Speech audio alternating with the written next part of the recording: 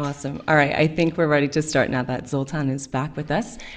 So just once again, thank you so much. Welcome everyone back to the second day of the Future Impact Summit. I know that it was raining and it was Halloween this weekend, so it's really great to see so many faces in the audience. And I know that yesterday was also very exciting, full of really interesting conversations, so I really hope that today we continue to have those engaging conversations on stage as well as off stage. So I'm super excited to be moderating this panel, which is entitled Homo Sapien 2.0, Humanity Upgraded. And we are going to be addressing some of humanity's most pressing problems and opportunities regarding the health of our bodies and our future, and understanding how technology can act as a safeguard and expand our horizon as a species. Very intense topic for an hour again, but we're very looking forward to kind of getting into it. So joining me on stage today and online, actually, are three experts in the space, each possessing their own unique views and perspectives. So I'm really excited to have you guys join us today to engage in a guaranteed kind of dynamic and engaging conversation. So without further ado, I'll give a short introduction about myself and then hand it over to our panelists to introduce themselves as well. So my name is Faye, and I'm actually an alumni of the London School of Economics. I did the same degree that Barty did, as well as Louise, who had her keynote this morning, the Management of Information Systems and Digital Innovation. So I'm very excited to be here today, and I'll hand it over to Elise. Hi everyone, it's great to be here with you all today. My name's Elise Bohan. I'm a senior research scholar at the Future of Humanity Institute at the University of Oxford. Basically, that is an interdisciplinary hub that takes people from all over the place, from philosophy, from computer science, from biotechnology and bioethics, historians like myself, and gets us all together to think about the biggest interdisciplinary problems and existential risks that are facing our species. So stuff like climate change, nuclear war, pandemics and pathogens, and of course, artificial intelligence. Hi, my name's David Wood. I'm not an alumni of the LSE. I went to another place and did mathematics and philosophy of science there. Then I drifted into software engineering, and that was my first encounter with the future. I was working in a company that made excellent handheld computers, and in 1996 the future knocked on our door, and some of us realized there were going to be weird things in the future called smartphones. And most of us didn't believe it. Most people didn't believe us at the time, but in late 1996 our company pivoted to focus on smartphones, and eventually smartphones changed the world and changed the world and changed the world. I'm here today because I feel the same is true of transhumanist technologies. They are knocking on the door from the future. The possibilities of artificial intelligence, bioengineering, nanotech, cognitive technologies are even more profound than the possibilities of smartphones. And we're going to talk about a possible evolutionary jump from Homo sapien today to Homo sapien 2.0 that's at least as momentous as the step up from gorillas, apes, to humans, except that it's not going to take millions of years. It could take decades, and it's not going to happen by accident, by evolution, read in tooth and claw. It's going to happen by intelligent design, if we get it right, and we will be the intelligent designers. Thank you, and over to you, Zoltan. Great. Hi, I hope everyone can hear me nicely on Zoom. It's 4:30 in the morning here in LA. Good. Well, my name is Zoltan Ishvan. It's quite early where I'm at, but hopefully we'll put on a good show for you all. I guess a lot of people know me as I ran for president in 2016. I was the founder of the Transhumanist Party and their nominee. And it was kind of America's first political science entity. And it did very well in terms of media, in terms of traffic. So we gained a lot of traction and promotion of transhumanism and life extension ideas. But formally, I'm a journalist with National Geographic, sometimes write op-eds for the New York Times. Currently, I'm also a student in the philosophy department at doing a graduate degree in ethics at Oxford. And I've done a whole bunch of books, Transhumanist Wager, a bunch of essays, and wrote the original Transhumanist Bill of Rights, the creator of the Immortality Bus, this crazy coffin bus that we drove across the country promoting life extension science. So I've been involved in a lot of transhumanism and life extension science for about a whole decade now. Thank you so much. And you guys did hear that correctly. Zoltan is joining us at 4:30 in the morning from Los Angeles. So you're an absolute legend. Thank you so much for joining so early and agreeing to engage in this conversation. Thank you so much for the introductions. Really looking forward. So we're going to be talking about a pretty intense topic, which regardless of the audience's level of expertise, I think we need to kind of talk about its complexity and profoundness. So I thought that a good place to kind of begin the discussion this morning is to establish a bit of context for all of us so we know what we're talking about moving forward. So my first question to all of you, if you can briefly, I know that's difficult for this topic, kind of summarize what transhumanism means to you. So if we can start with you, Elise. Yes, I should jump in and say my PhD research was on the history of the idea and social movement of transhumanism. So in its modern incarnation, this basically dates back to around 1990. And it's this idea that starts to coalesce as a formal philosophy, a set of ideas about the world, and a social movement that actually has a mission that's all focused on using modern science and technology to enhance and expand the reach of what it means to be human. And I know we can sort of argue that that's been going on since time immemorial. We can go back to the first stone tools. We can talk about the use of fire, the invention of symbolic language. Hasn't humanity always kind of been in transition? And I think that's right, but I think two things can both be true. Things are always in a state of evolutionary transition from one thing to another, but you reach a point where the level of the rupture that happens in the story is so great that you get this huge paradigmatic shift or quantum leap forward. And I think that's really what we're living through today. Not just that ism of transhumanism as a philosophy, but this set of ideas that's really come about because we're a species at a unique moment, as David was alluding to, a unique moment of transition. Going from something that is purely biologically human, the meat sac, the brain, the body, the limitations of the process at which we age, the speed at which we age, to something that is getting very rapidly enhanced, particularly human collective intelligence, rapidly enhanced by computing, AI, and the power of automation and machines. So I think the thing to really foreground for this panel event is to really think about that idea of being in a transhuman era. But transhumanism is really people that sort of talk about this idea, signal boosted as something really, really important in the world, and kind of think that there are aspects of the mission of becoming more than what we are that are really important, not just for the I, me, mine aspect of I get to be smarter, I get to live longer, I get to have stuff that I like, but for the survival and thriving of intelligent life. That's really at the core of the best of this project, that everything we love and cherish about humanity doesn't go kaput in the 21st century. Thanks. Over to you, Zoltan. What does transhumanism mean to you, if you have anything to add? Well, I think first and foremost, transhumanism is a social movement, and a lot of people, when they think of it, don't really realize that. I tend to compare transhumanism to environmentalism.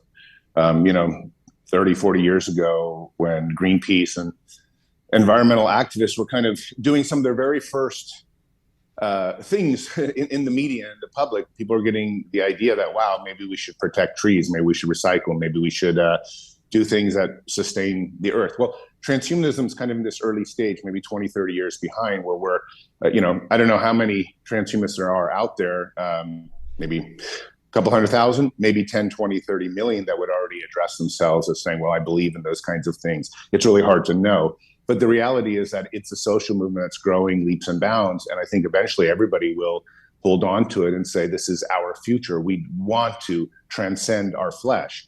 And so I see it in terms of a movement that is growing in social ways that will, kind of encompass everything that we do, whether it's exoskeleton suits for for senior citizens to climb Mount Everest, or even simple things like driverless cars, or even things like implants. I have an implant, for example, opens my front door to trade Bitcoin, whatever you want.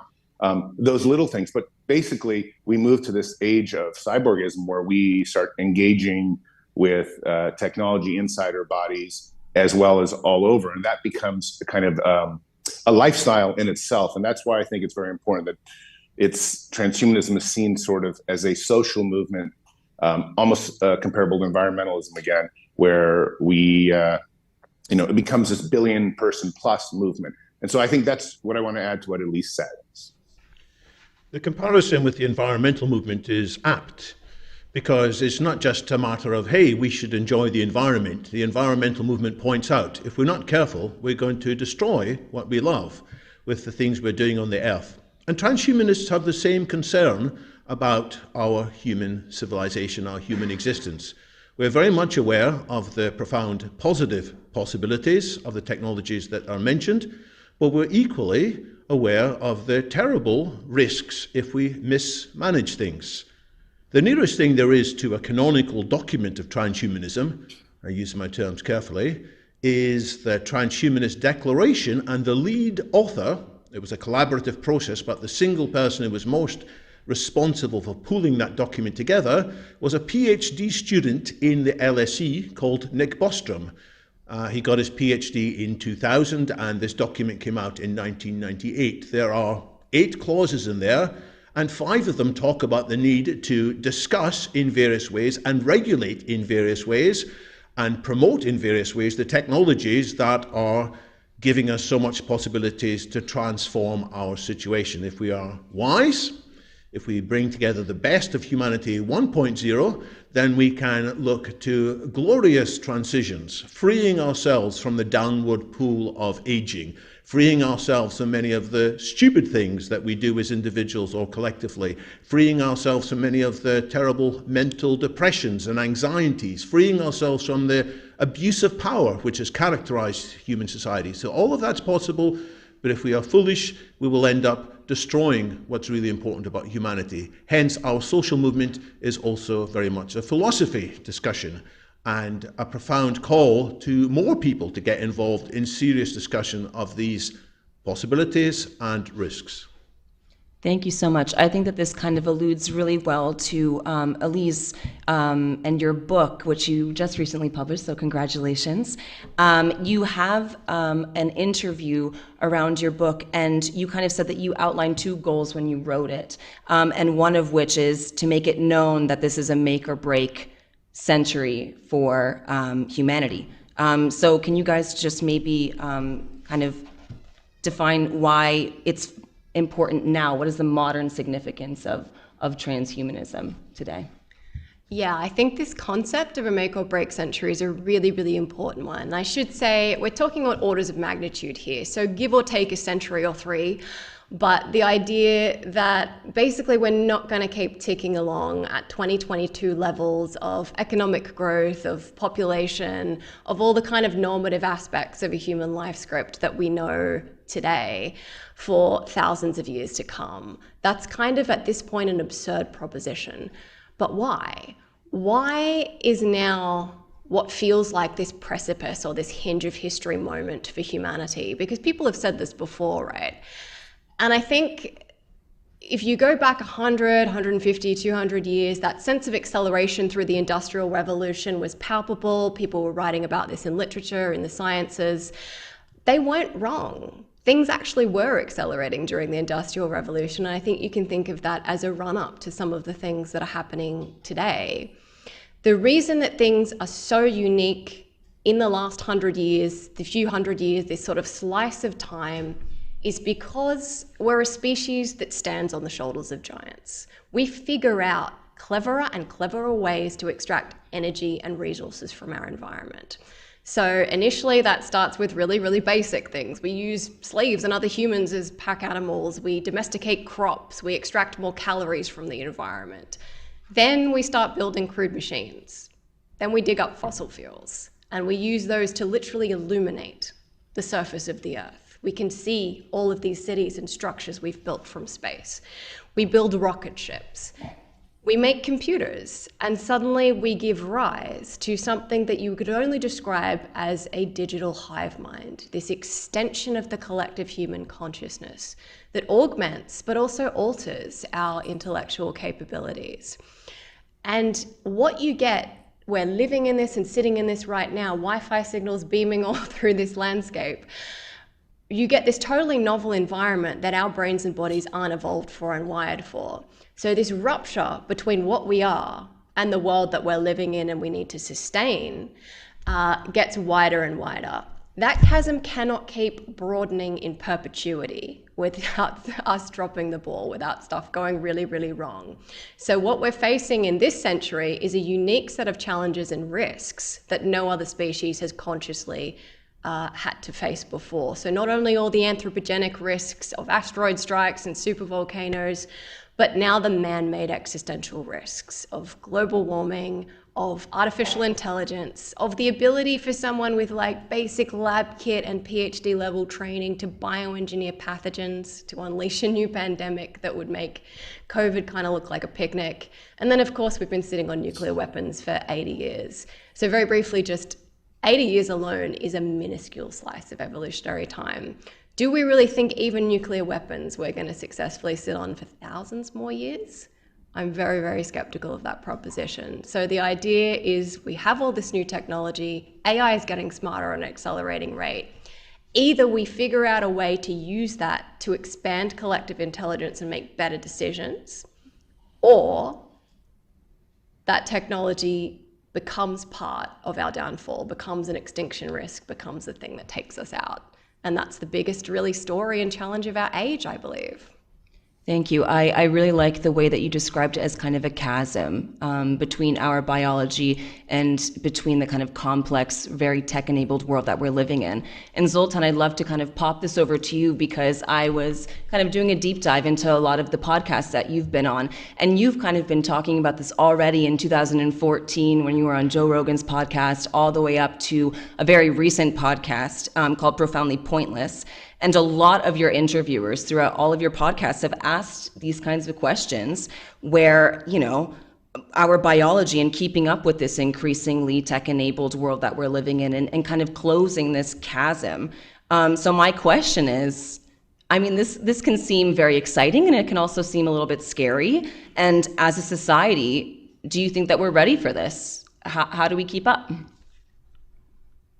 Well, building off what Elise said, I think, the big creation in the last 100 years has been the microprocessor and going to kind of Moore's law. Whether Moore's law is accurate or not is up for question, sure. But the reality is that if the microprocessor keeps kind of doubling every 24 months, or even if it's just 36 months, whatever, the capacity, the speed, the technology, and we apply that to artificial intelligence, we're going to create things that are quite different than us, smarter than us, more efficient than us, and more expedient than us in almost every way. You can see some of the robots, out of some of the laboratories coming out now that are just doing amazing things what 3-4 years ago they couldn't do. So we really, at the precipice of kind of a new age.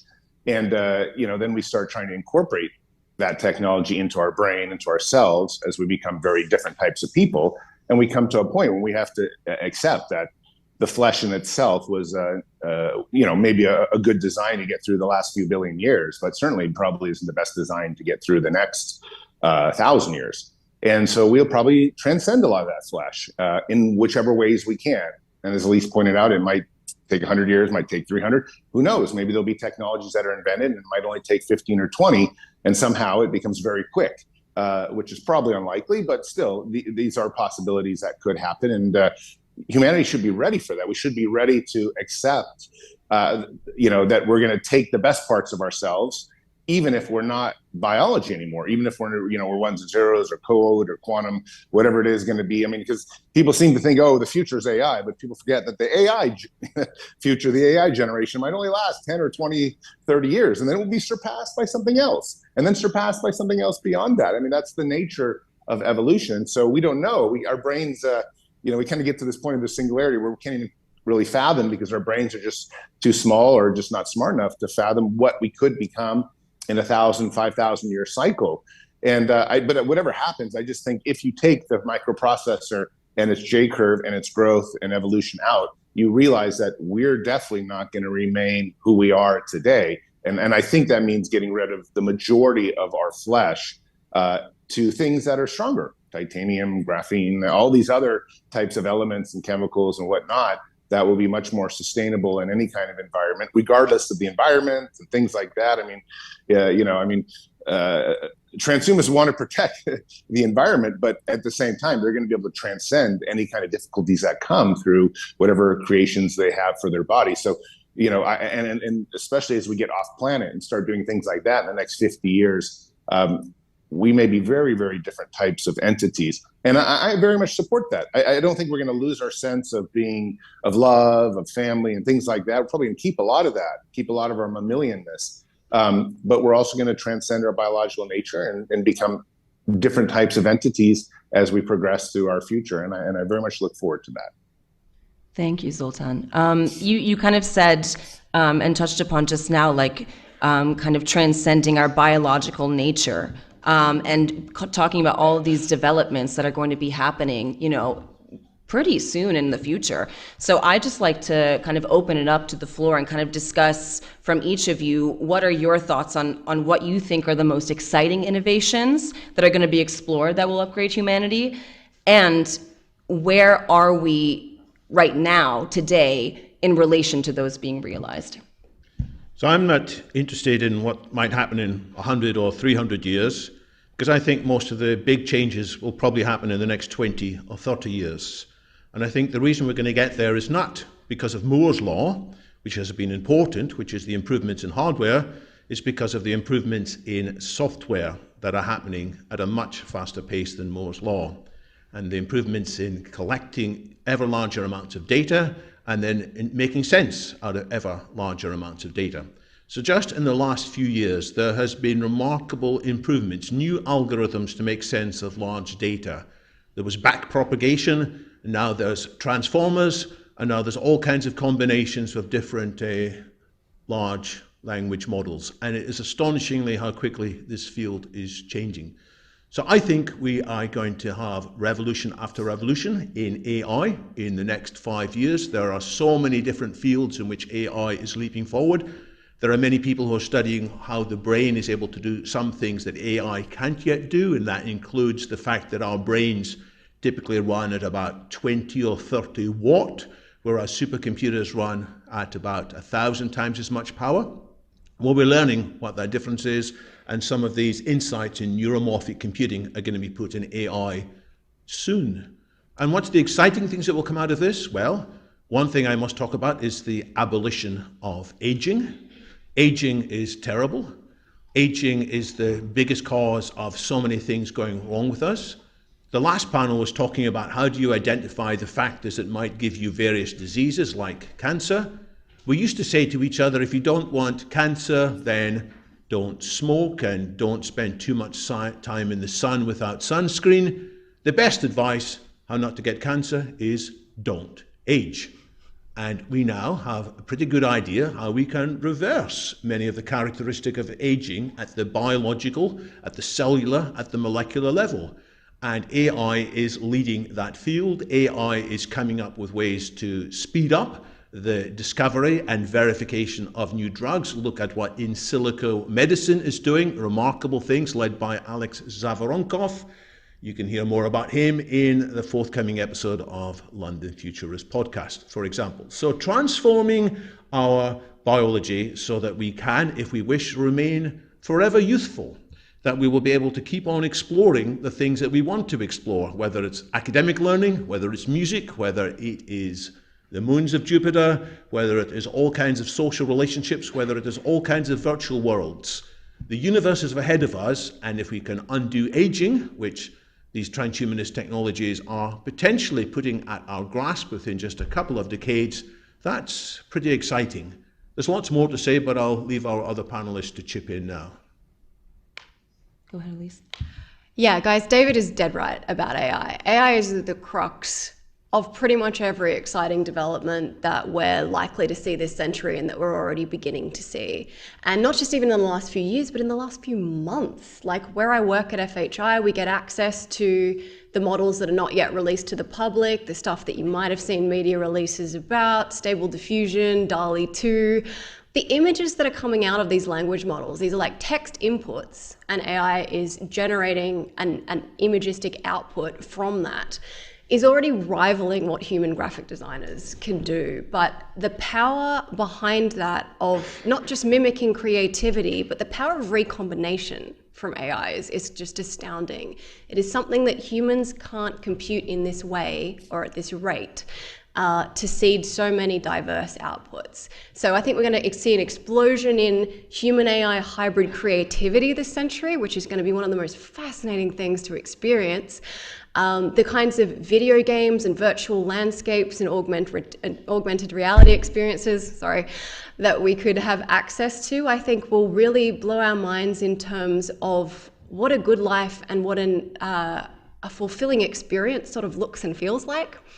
But the key thing to take away, I think, is this idea of AI as a general purpose technology.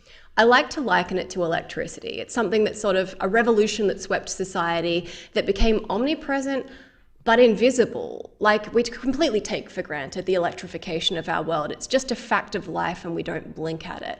And that's why it can be such a deceptive revolution.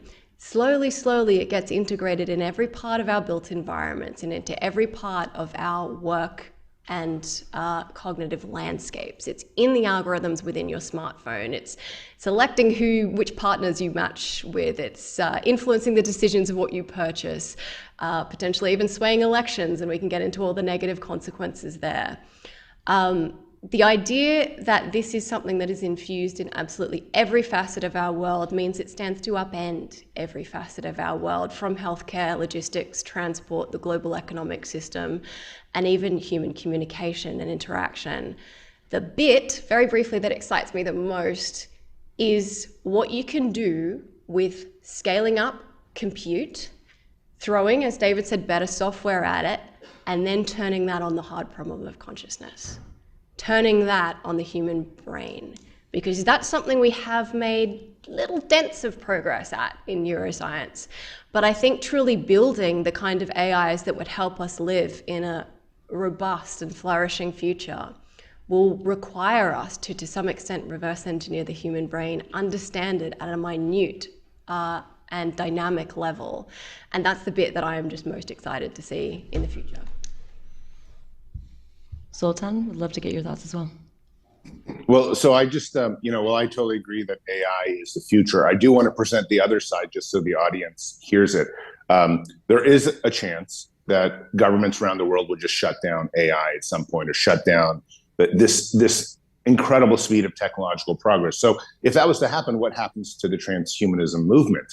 And I just want to bring this up just because it's very important. So there are a ton of other fields that probably involve AI to some extent, but are also more biologically based. And while I prefer to transcend biology entirely, because it's, as David Wood said, we're all aging, we're all dying, and that's a huge part of why I'm a transhumanist, is I also don't want to die, and I'd love to try to end aging. The reality is that AI may be such a kind of a dangerous tool that we've invented that governments around the world at some point stop it. In fact, in some of the military that I consult with, there's always this constant worry, like, wow, how do we actually control this in a field that is growing so rapidly? So if that was to happen, what are the other fields? Well, that would make us still be able to evolve as a species. Well, we have genetic editing, which is probably, next to AI, the most revolutionary field that's out there. This idea that we could actually change our bodies through our genetics, eliminate disease that way, maybe even grow tails, grow extra arms, grow our brains bigger, whatever it is, things like that. Then there's things like 3D printed organs. Most people die from organ failure. So if you want to overcome death and you want to become a stronger species, want to become a stronger person, you could 3D bioprint organs and things like that. There are other things out there too, just different ways of creating vaccines for cancers and things like that. But I want to bring up at least the kind of the biotechnology field and say that even without AI, there's huge growth in other fields of transhumanism, in biohacking, in active people out there. What we saw with mRNA vaccines and how fast the world dealt with COVID. So the species is getting better in a multitude of factors as transhumanism moves forward. And while AI is 800-pound gorilla in the room, there are other fields out there that are also absolutely changing what it means to be a human being. And hopefully all these fields will grow together. And like I said, I'm a big supporter of AI, and I think it's the one to follow. But even if it was not allowed for some reason, let's say governments thought the best of, there would be others that would make us transcend who we are today. I want to put in a word for government involvement here. I mean, it is true, foolish governments might restrict technologies that could have lots of good outcomes. But I do want some of these technologies to be restricted. It is vital that we restrict, for example, how companies create nuclear power plants. If they said, well, we're going to build this nuclear power plant and we might think about safety later on, that's completely unacceptable. It's the same with bioengineering. We are doing research into viruses.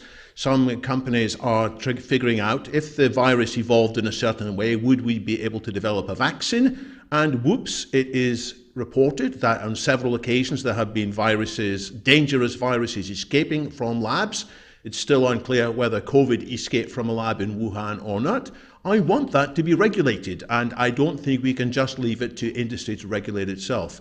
And that's not going to be easy. It's one of the hardest tasks that society needs to work out. What should be regulated and what should we let go? But I certainly don't start from the point of view that government intervention is always bad. Sometimes it can actually help accelerate positive outcomes. Thank you. Yeah, I think that that's really interesting. And this is something that I actually wanted to touch upon. So this is a perfect kind of segue. As we can see, these kind of amendings, be it technologically or through our own biology, through genetic editing, through biohacking, what have you. I mean, this really transcends just technology and just our human bodies. I mean, this goes into so many other facets of our society. And I think that those are super important to address. So my next set of questions is geared towards, having these conversations around, politics, economics, and culture as well, because I think that these are all really important factors to consider when thinking about transhumanism. So one question right off the bat for me from this perspective is the question of access and the question of affordability. So we've seen this in other aspects in technology, for instance, with the personal computer, with the iPhone. In the beginning, it can be very expensive, and there's a restriction about who can access it and who can afford it. So how do we balance these potential inequalities as we move forward, and how do we ensure that there's affordability and a level of access to the broader population for these enhancements? Let's look at the COVID vaccine. We were all worried before the COVID vaccine was rolled out that it would only be for rich people in developed countries. And to an extent, that's how it started. But thankfully, it has been rolled out much more widely around the world. Now, the kinds of interventions we're talking about that could help people to become much more intelligent with the help of technology, or much healthier with the help of other biological interventions, they may, to start off with, be a lot more expensive than just the cost of a vaccine. And then we have to weigh up economic and political arguments. The economic argument is as follows, that it often makes sense to spend money now to avoid having to spend much more money in the future. This is known as the longevity dividend argument. And it says that there is a profound economic argument in favor of researching, spending a lot of money in these rejuvenation biotechnologies, because if we can delay aging even by just a few years, it will significantly reduce the burden on health services all around the world. So there is not just a humanitarian argument in favor of abolishing aging, there is an economic argument too. But some societies are dysfunctional. There are societies that prioritize making profits over the well-being of individual citizens, and that's why we're going to need better politics. There may be some political parties that don't care, apparently, about ensuring this stuff rolls out to all citizens. Well, in these countries, I expect other political parties to move up. They will be the ones that say we should prioritize ensuring that everybody has access to reliable, low-cost biorejuvenation treatments. And so long as democracy isn't totally dysfunctional, and that's not a given, but so long as there is some functionality in democracy, I expect that social movements will accelerate that change, a bit like the abolition of slavery, not the abolition of aging. The abolition of slavery was driven by public clamor in this country from the 1820s, 1830s, and so on, even earlier. It was not actually economically sensible in many ways to abolish slavery, but there was a strong public movement that said this is a better way to live if we have no slavery. I expect a similar thing. There will be mass public movements in due course, not yet, but in due course, to say we need these treatments. What's going to trigger it, by the way, is when these treatments are available for our pet dogs. Once we have pet dogs, who often we love, They often in middle age become weak, and it's heartbreaking. But when there are treatments available for middle-aged dogs that give them a lease of life, people are going to say, it's available for dogs. Why isn't it yet available for humans? Yes, please, I do want this. Hurry up, governments. You government, you're not doing it. Let's vote for another party that's going to prioritize it instead. Thanks. And I think that this is a good segue for you, Zoltan, because you've been in the kind of political landscape because you ran for president in 2016 and 2020. So I would really love to get your kind of insights on the conversations that are happening in the political sphere regarding this, at least in the USA. So can you expand upon that a bit and what you think is kind of needed to push that conversation forward from a political perspective? Sure. Well, I think one of the big problems with politics is that it's become quite dark in the world of social media. And I'm not sure if social media is the new disease like smoking, or if it's politics that's the new disease like smoking. But either way, it seems like something has become quite dysfunctional in a lot of Western societies these days, probably other societies as well. But it's hard to know if politicians are actually being fair and really caring about their populaces. But that said, I think in the end of the day, politicians and their governments have to make decisions on what kinds of technologies to push forth.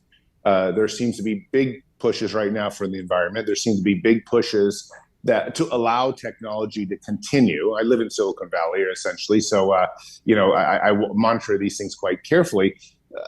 Right now, there seems to be like a green light.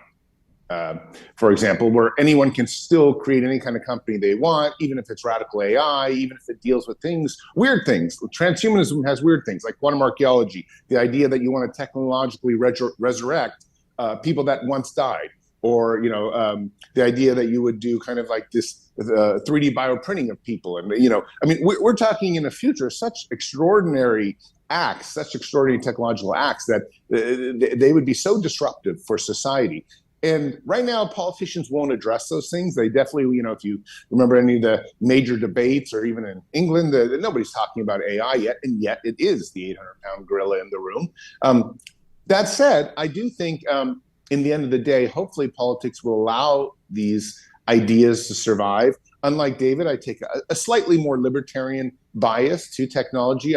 While generally some regulation can be okay for things that are truly dangerous, I think probably the best path is that we let people just do what they want, and hopefully capitalism and entrepreneurialism will promote things and create products that are best for society that we can all participate in. Now, if some people are being left behind, maybe universal basic income, things like that I support, would be able to get them so that they get those technologies or get the free healthcare or whatever it is. But in the end of the day, I want to see a strong market that's enabling these technologies. And I want to see politicians that support the enabling of these technologies, and especially the creation of these technologies. And so I hope in the future these things will actually be allowed to run free. But I can tell you, just from my own personal opinion, I would be very highly surprised if the military doesn't at some point rush into the Google or to the Apple offices and say, enough is enough. I mean, at some point, this becomes too big of an issue, of geopolitical issue with China and everything else, where we say, wait a sec, how far are we going to take humanity down the rabbit hole? Now, that doesn't mean it's going to stop. It just means at some point, when AI gets far enough, we have to ask ourselves, wow, we really are creating, it's almost like aliens coming to planet Earth. We're creating such a new intelligence, such a new way of living, that we have to ask ourselves if that's okay. And hopefully at that point, if it's safe, humanity will accept it, and our politicians will push all these things forward. But I got to be honest, I'm sure there'll be some turmoil. I'm sure there'll be chaos. I'm sure there'll be disruptions. There'll be street violence. There'll be disruptions, maybe even civil war. I mean, I got to be honest, America's teetering on in a weird edge that I've never seen in my lifetime, and people are so upset at each other. We'll see, though, if these things transpire and become something more, or if it's just a little blip and humanity continues forward. Either way, though, I think we should allow technology and we should allow companies to innovate, because that's really where the backbone of where our evolution progress is. Yeah, great. If you guys don't have anything to add, I guess another kind of question that I have, regardless of politics and economics, is, I think that all of these things are very similar as well to developments that are happening in other spaces in technology as well, given, for example, the Internet of Things, where, there's lots of questions around, okay, all of these things are happening, all of these developments are a possibility.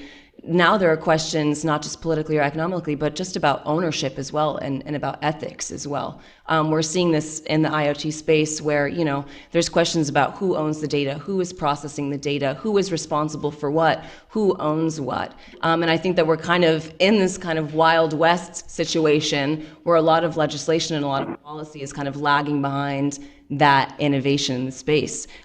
So I guess my question around this kind of ethics and ownership is what are the conversations that we have to have around policy to safeguard these transhumanist developments in terms of ownerships and in terms of ethics to make sure that these are upheld? The questions about the ownership and ethics of Internet of Things are important. The questions of bias in algorithms are important.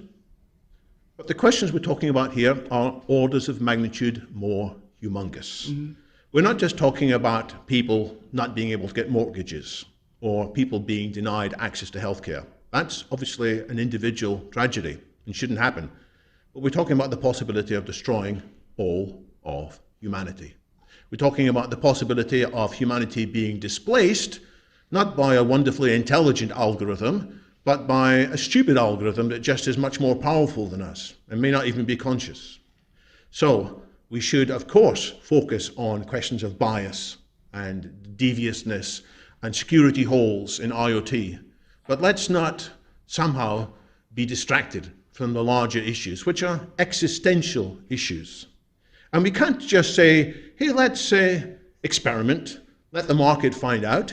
That was okay for most of history. There were mistakes, people died, there were even cities that got destroyed, but we managed to bounce back. If we get these things wrong, goodness knows, if there is a pathogen that's created which is much more virulent and much more deadly than COVID, and some people might create it, and some people might be so maladjusted, so warped in their thinking, tied up in some QAnon cult or worse, that they think they're going to release it. There's no going back from that. There's no saying, well, the free market will not prioritize that. There are bigger things at play here. So we have to raise the caliber of the thinking. And this is happening to an extent across parties.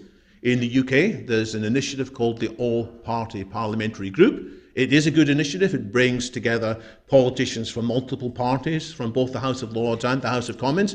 And typically in these meetings, they are less adversarial than when they're on their high horses in the House of Commons baying at each other for theatre. They can actually be quite thoughtful. There is one such initiative on longevity. There's another such initiative on AI. And even in America, where things are even more sometimes tribal, there is a very promising initiative. It's called the A4LI, Alliance for Longevity Initiatives. And it has brought together some big beasts from the Republican Party, some big beasts from the Democratic Party, sharing a concern for how do they get these technologies managed wisely for the benefit of all. And this has managed to, so far, transcend some of the party boundaries. But I can't take this for granted. I know how strong the tribal instinct sometimes is. You were asking us earlier whether our evolutionary background has prepared us well for these challenges, and the answer is yes and no. It has given us lots of wonderful insights, but evolution did not prepare us for exponential trends. It's very hard for us to comprehend exponential things. Evolution prepared us to distrust people who were different from us, because they were probably from a different tribe and had different viruses to which our own tribe was not immune. And there are other reasons why we have these instincts, which made sense in Neolithic times, but don't make sense today. And in order to transcend these biases, we're going to need better politics, which starts by being aware of what the terrible risks are and also what the tremendous opportunities are. Thanks. Does anybody else have anything to add? Yeah, go ahead, Lisa. Yeah, I think David's spoken to he zoomed out beautifully there, because we hear a lot of questions about algorithmic bias and equitable access, and they're all incredibly important issues, and particularly when you're thinking about genomic technologies. and things that have this really tangible impact on people's lives. We don't want to always be so zoomed out that we expunge our lived experience. But at the same time, there is a trade-off. I think one of the previous panelists was speaking to the trade-offs you always have when you're doing biotech research. And that's the case for everything. There are these uncomfortable trade-offs. And I find that's the thing that humanity struggles the most with. The idea that not everybody gets to get the optimal situation all of the time. There is no utopian situation in which suddenly we've just raised everything to this perfect equilibrium and we're all surviving, thriving, and flourishing. But in terms of equity and distribution, I think it really does all come back to that chasm I was talking about earlier. Almost, I think, while we like to talk so much about who doesn't have the thing today, and there are real conversations to be had about that, my worry is more, or the thing that I think we underweight, is what about a reality where suddenly in 5 years or 2 years, we all have the thing, the next thing, the AI-driven thing? What happens when you get ubiquitous access really, really fast? And I think the smartphone is a perfect harbinger of this. From 2007, the first smartphone, to 2022, where every person in this room has one, most people in this country have one, most people in the world have one, and we're 5 billion people and counting online. This lack of preparation, this lack of evolutionary ability to juggle these big questions of our age, I think David did a really, really good job of setting up. And that's where it becomes really, really tricky to talk about policy and equity on panels like this, because I think what audiences mostly want to hear is like, right, we have a 7-point plan, and if we just implement these steps, it'll be beautiful because we'll all do the right thing and the ethical things. And I think it's just so much messier than that. We are very much, as I said, in this make or break century. And the biggest liability, the thing that I talk about most in my book, Future Superhuman, is the idea, the uncomfortable idea, that actually one of the biggest liabilities of our age, when we're tackling all of the biggest questions, is our ape brain, is our evolved biology, and in a sense, our human nature itself. Which doesn't mean we loathe humanity, doesn't mean we want to stick it in the bin, doesn't mean there's nothing beautiful or wonderful about it, and doesn't mean there's not a toolkit we can harness to do great things. But it does mean, by nature, all of us, including futurists on this panel, we are short-termists, we're apes, we care more about what we're going to have for lunch or whether we're getting promoted this year than we really do about nuclear weapons going off or, bioengineered pathogens. So this is the juggling act we face, and trying to tell stories that help reinforce the sense that we are in a unique time, that this isn't business as usual, that technology is something that we need to keep front and center in all of our decision making, and also our maps of reality, our maps of what it is to be a human being in this age. I think that's one of the concrete things we can do, albeit it might sound somewhat ineffectual, but at least it's some starting point that we can begin to think about where we're going as a species in a different way. Thank you. Awesome. I'd like to also pivot, I guess, a little bit away from this and maybe talk about the media. So we're on a panel here and we're talking to people with different levels of expertise, and I think the narrative of this movement is very important. And I think that media can play a huge role in kind of shaping that narrative as we move forward. So I guess I can either open with Zoltan or Elise. I think that this is something that you guys both have a lot of experience with, is what role does the media have in the narrative around the transhumanist values and how it's being shaped? Zoltan, we can start with you. Well, thank you. And just real quickly reverting to the last question, I just want to say that I understand the other panelists might be a little bit more timid than I am, but I do think that capitalism and a free market can provide a lot of the direction that technology needs to go. I'm not saying let it be completely free, but history has shown that if we allow, people to innovate, they tend to create a path that actually works for all of humanity. Government usually steps in late. Don't get me wrong, government's always slow to the game, but at the same time, I'm a big believer in how Silicon Valley works and how it's moved things forward. It's certainly not perfect. In the same way, addressing your next question about media, it's the exact same thing. I mean, social media has erupted in the world in the last 10 years. I think everybody's finally realizing, oh my God, Facebook is a disease. Twitter is an addiction. And these are completely brand new ways of looking at media. I began my career at National Geographic and then as well at the New York Times, where I was a correspondent for them for about 3.5, 4 years. And media 20 years ago, when I was writing articles covering war zones and whatnot, was a very different animal. For example, I remember if I made one logistical error on my articles, I could be fired. I made one once, and they said, if you ever get a name wrong again at the New York Times, they said, you'll be fired. There is nothing like that anymore in media. And social media is dramatically worse because you can go online and say whatever you want. So as a result, the transhumanism movement, which I have had a part in trying to kind of push forward, has erupted and grown dramatically large through a lot of social media. I mean, there must be 100 transhumanism Facebook pages, and there are tens of thousands of people on Twitter that are promoting transhumanism. Just look at transhumanism hashtag and whatnot all day long. And that's been a huge way that the movement has grown, just like, for example, the environmentalism movement and transgender movement and all these other movements have grown. Everybody's realized very early on that social media is a huge way to push it outside of mainstream media. It doesn't mean that the pushing is always good, because sometimes you have non-experts pushing things, and sometimes it's good to have non-experts pushing things. It's kind of the Wild West out there. But the point of the story is that a lot of transhumanism has grown through media, and a lot of it is sensationalized because, frankly, going back to my initial idea, that if you are to make a factual error, let's say at the New York Times, and you get fired, those days are gone. Now it's much more like you can make many factual errors and still get by. And all of media has covered that. I mean, not so much the New York Times, but almost 99% of other media. And the point is that we now have a lot of people that are hyperbolizing all the time on what is happening with transhumanism, pushing forth ideas that aren't actually factual, that aren't academic, that aren't been tested by different types of research papers or whatnot. But still, we are engaging in this and pushing forth this, and this is our new idea of how we see concepts, whatever that concept is, hopefully in this case, transhumanism.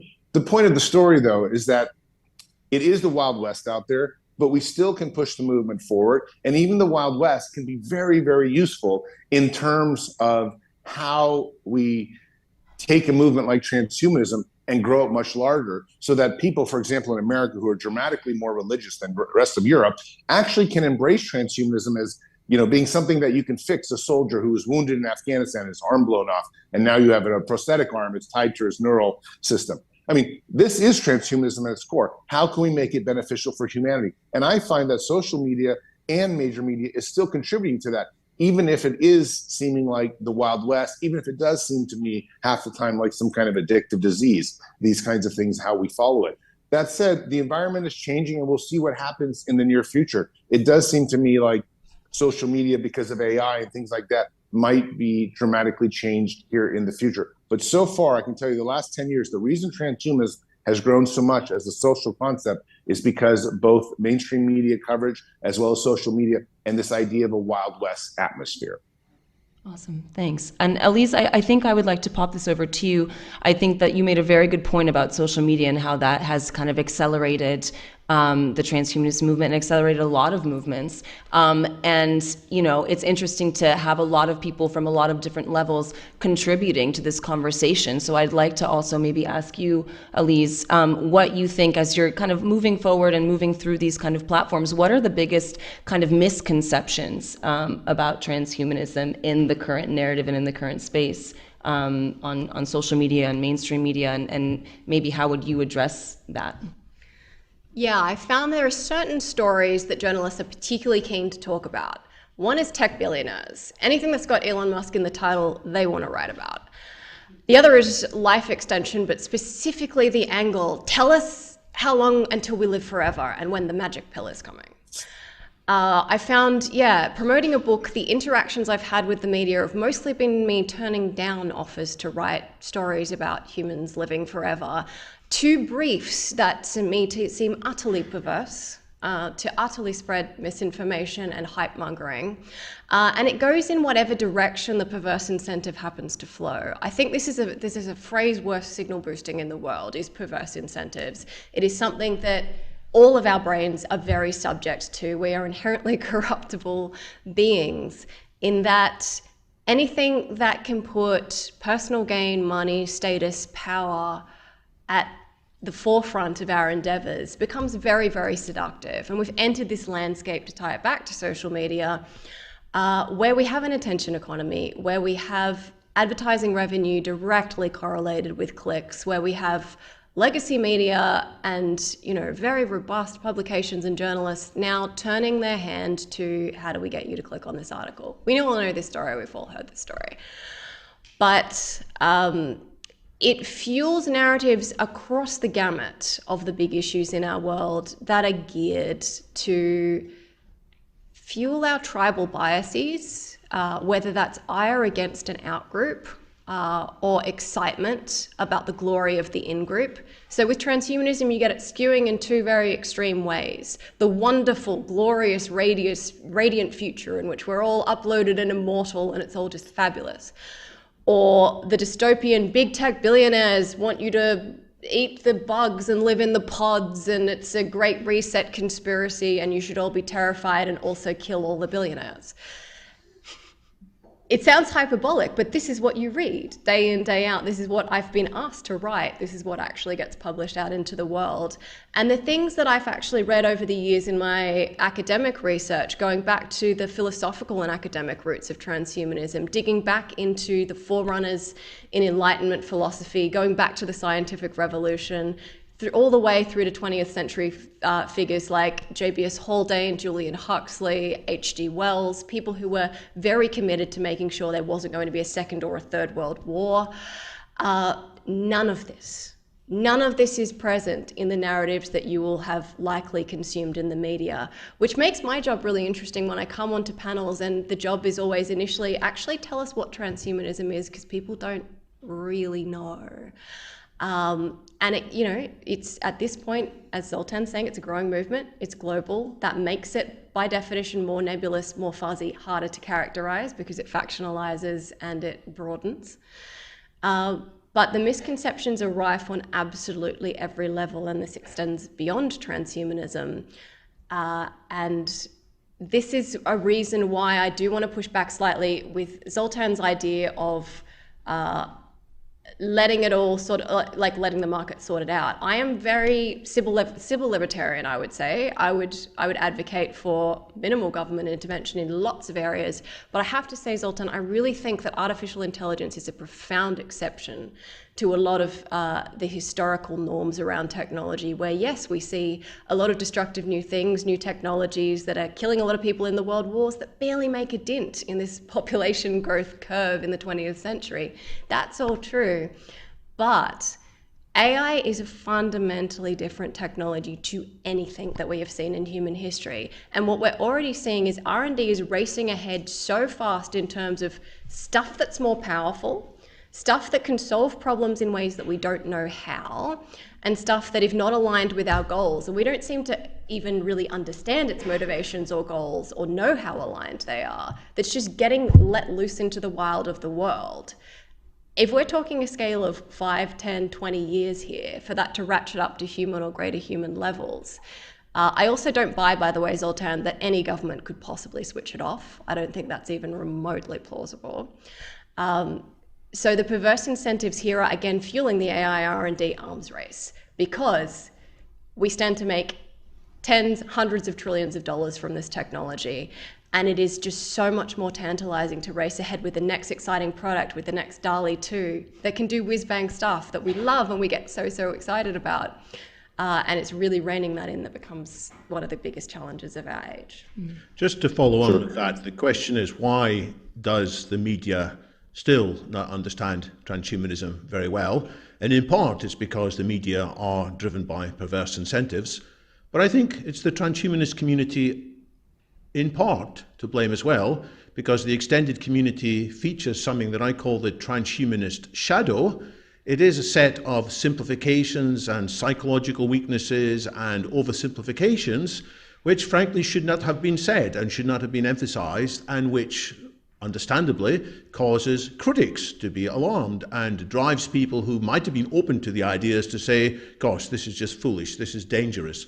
I'm talking about things like over-determinism of timescales, saying, well, tick tock, we are all going to be immortal by 2043, that's it. There is no such determinism at all. It doesn't depend just on Moore's law, it depends on 101 other issues. I'm talking about risk complacency. People who say, with one side of the mouth, yes, there are risks, but with the other side of the mouth say, but we'll easily overcome them, won't we? And there are examples of that. That's 2 of about 8 characteristics I write about in the transhumanist shadow. The transhumanist movement does need to put its own house in order, in part to help this. What I've done with the UK Transhumanist Party, I've renamed it. So it is no longer called the UK Transhumanist Party. It is called Future Surge. That's surge as in exponential growth. And that is how we will be taking this forward. We'll still talk about transhumanism, but we are aware that the public has a lot of confusion about transhumanism. So we are going to focus instead upon Future Surge. Well, can I ask Elise a question? I'm just curious, really, how would you tackle modern media and modern social media if you had, let's say, you had all the power in the world, just hypothetically, how would you make it so that we can avoid what is happening? I mean, I think we all believe that media and social media has become something that's to some extent outrageous. What are some practical considerations that we might do in order to kind of harness or hold down a lot of the misinformation that's happening? I'm just very curious on your opinion with this, especially regarding transhumanism. My answer isn't regulation. I don't think that is a good idea or would work. I don't believe in the censoring of free speech or the regulating of who can say what on social media. I think what's going to happen, I'm about to be very guilty of one of the traps that David just spoke of. I do actually think the only plausible solution here is more technology. In part, we are going to see the evolution of forms of social media. This doesn't mean that is guaranteed to be progressive evolution. God knows what we're going to end up with social media 2 or 3.0 or whichever 0.0 we're up to. But the idea that in 10 years we'll all just be like scrolling and tapping and liking and doing the same dopamine hit like routine is again absurd to me, given the pace of change in information technology. That's not how it's going to play out. So I think a lot of the solutions will be algorithmic. They will be driven by very smart people, which again doesn't mean perverse incentives won't be in play, doesn't mean it won't go horribly wrong.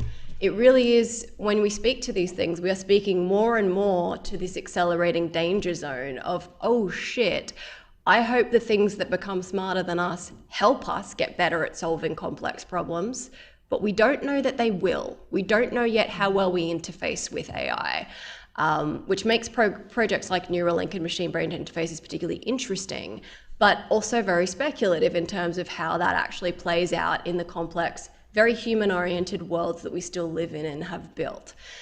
So in the short term, Zoltan, my answer is really that I'm extremely worried about this. I think the destabilizing impact of misinformation, particularly with the rise of deepfakes, you guys ain't seen nothing yet. Like, this decade, I think, is going to be a very gnarly one for humanity to live through, and very confusing. The feeling of like rug pulls from under your feet is going to accelerate. How will we get better media? Technology is an answer, but we should, frankly, do more with politics. We've had a lot of terrible things happen in this country due to the influence of a small number of press barons, the utter poison that is published regularly in the Express and the Mail, the influence of Murdoch and others.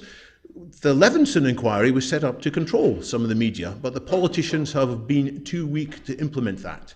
We need to get the politicians elected who are going to stand up and support independent media. The defunding of Channel 4 in this country is very worrying. The possible defunding of the BBC and independent media is worrying as well.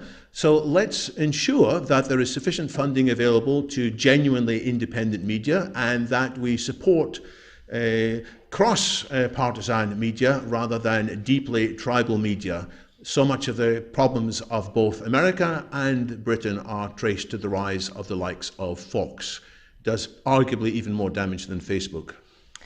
Thank you, guys. I'm conscious of time. This is a super interesting conversation, but I'd like to wrap it up and open it up to the audience as well, who I'm sure have a lot of questions. But I guess my last question is, there's a lot of exciting opportunity, like you guys have said. You guys have listed out a bunch of exciting things that are on the horizon, but you guys have also talked about the uncertainties and the doubts. So I would really be interested to hear from you guys. There's a lot of younger people in the space that are going to be starting their professional careers or are just in the early lights of their careers. So what advice would you give to empower this generation that's kind of at the crux of this make or break century for humanity, and that are going to be stepping into important roles that can influence its trajectory?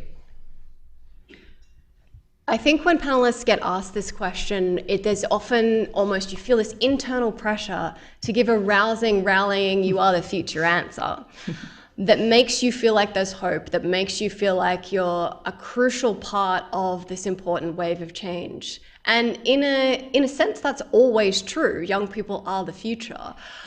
But I think you can't answer a question like this without foregrounding fundamentally a focus on truth. Not necessarily a truth because the future hasn't been written yet, but a rigorous awareness of the fact that you are living in a very unusual time, that the problems and challenges and opportunities that you face are quite unlike what your parents, grandparents, or any of your ancestors have faced before. I really do think that is the best starting point for a young person, even if it engenders initially this feeling of, oh God, I didn't really ask for this. This is very strange. I'm not quite sure what I do with that yet. The standard advice, career advice to playing to your comparative advantage, I think always holds. If you're uniquely good at something, if you're uniquely driven by something, there is often a really strong argument to double down on that. But I think being a person who has a mental model and a map of reality that is quite flexible, that is pricing in a lot of disruption and a lot of change, and that understands that their life arc is very unlikely to be a kind of smooth 20th century, have a career for your whole life that's the one thing, get married, have a couple of kids, and it just plays out in that predictable fashion. Yeah, it's not necessarily the most rallying answer, but really it's a version of be prepared for anything. I have a website which answers this question. It's called vitalsyllabus.org. It lists there 24 areas which I think people all need to learn more about in order that we can cope with the turbulent, uncertain times ahead. I'm not going to list all 24 points in there, don't worry. But number one is learn how to learn. Because whatever we have learned, we're going to need to unlearn and relearn quickly. That is underpinned by another skill, which is agility, which is how to break up something large and complex into small chunks where we can make some progress quickly. That is underpinned by better emotional intelligence, because there's going to be many more failures and uncertainties. And the whole thing is underpinned by something that Elise has just mentioned, which is not science so much as the philosophy of science, to go back to one of the things I studied as a youth, which is how do we figure out what science is actually saying rather than what people who have got some scientific veneer appear to be saying. And unless we are better at separating fake science from true science, we're going to go down a terrible plug hole. Zoltan? Yeah, look, I'm sorry, I'm a naysayer here. If you're listening, your future is bleak. There's going to be very few jobs here 10 years plus out. If you're in accounting, if you're doing law, if you're doing even various forms of medicine, you're probably going to be replaced by something that's automated or some type of algorithm or some type of robot here very soon in the future. So if you think you're stuck, like for example, journalism, we always thought journalism is a great job. You'd be able there forever. But for example, sports journalism is now 80% AI already reporting, and it's probably going to go to 95% AI within 5 years. And so there'll just be a few reporters out in a baseball field or a football field reporting, and just mostly machines that are just taking statistics, rehashing it for you, and you're gone. So if you're thinking about becoming a journalist, that world is over. I can tell you, probably before you finish school, if you're a freshman, the world is going to be over. So you need to think way outside the box. Certainly cybersecurity, certainly technology, certainly coding and things like that are going to be there, and human relations are going to be there for a while. Real estate, things like this that make a difference. But the world is significantly changing for the job market. And I say this as an entrepreneur with multiple businesses and everything all over the place, internationally and in the United States. I've just seen the world change. And so if you're out there, you really need to make your mark now. I'm not saying quit college and try to make as much money now, but that's probably a sensible idea. But you want to make as much money as you can as quickly as possible, because it's going to be impossible to make money in 10 plus years for a huge amount of people, much more so than it is now. If you think the problems are bad now, just wait till you get further out when automation sort of takes over and then is just sort of replacing almost every able-bodied and smart person out there, except for a very few select. I largely agree, but I don't think a jobless future needs to be a bleak future. It could be a wonderful future if we structure society properly. And that's up to us to anticipate. Also, we will have doctors in 10 years' time. Though Zoltan is right that the role will shift. Can I add very briefly just an addendum? One of the things that is so under-enforced in our world is clear communication, especially speech, verbal communication. It is something that you could be the brightest brain box AI engineer in the world, and you come up against incredible challenges and impediments. There is almost a really interesting dearth of human beings who can write really well, compelling stories, can clearly get a point across, and can verbalize what they think and what they feel. And that really does translate into absolutely every aspect of life. I'm not saying there won't come a time where that gets superseded, but it's something that even in the uniquely human things while we're still human, to be able to communicate to partners, to friends, to build robust relationships, to derive satisfaction from your life, it is one of the most important things you can learn to get good at. Thank you. I was going to say thank you, Zoltan, and on that super positive note, but we managed to turn it around to a little bit more positive. So yeah, I would love to open it up to the audience for maybe one or two questions. I know that we're a little bit behind on time, so I'm trying to, you in the front here. Yeah, thank you so much for this talk. My name is Kareem, and I'm studying a master's in public administration at LSE. You talked a bit about the future of humanity and how all these technology can make this future better. Could you give an example of how the movement that you're promoting can help, for example, solve income inequalities? Because if developed countries adopt this technology and developing countries are kind of left behind, I see it as very problematic, because it's going to lead to a lot of violence, or some sort of, if a kid in Africa today is seeing me in this building, he's feeling, it's driving crazy. So maybe this can further that. So do you see a way where this transition can be actually peaceful, or do we have necessarily to pass by this sort of violent or disruptive era to be able to get to the goal of a better humanity in the end? So well, I'd be happy to jump in real quick and just say that, in my opinion, if we don't at some point set up a universal basic income for all countries and all governments as we deal with automation, we're going to be in big trouble. There's just going to have to be more government support of people whose jobs are lost through either technology of some sort. And there's just no way around that, because at some point there's just going to be too many pitchforks that are coming out. That said, I want you to take a long-term historical view. When you look at what science and technology has done to history, it has enabled people to live longer. It has enabled people to have more children. It has enabled people to live happier, more prosperous lives, not die from, for example, a cavity and things like that. So it's beneficial to embrace technology in the long-term scope of things for anyone, for all people. And we can see you can see all the J curves of how humanity is living a better life than ever before. And that will probably continue through technology. But I think as we get in the next 10, 20 years, there's no question that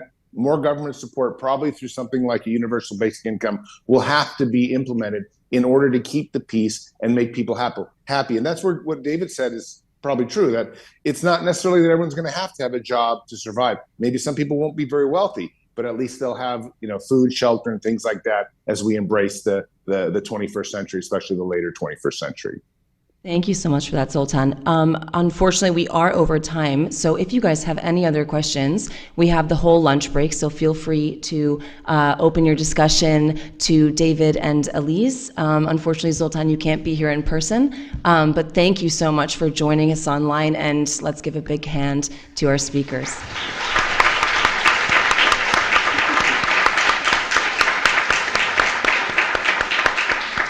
Thank you so much. Thank you for having me. Yeah, thank you. Bye, Zoltan. Thank you so much. And I guess now is lunch. And yeah, feel free to keep the conversations going. Thanks again.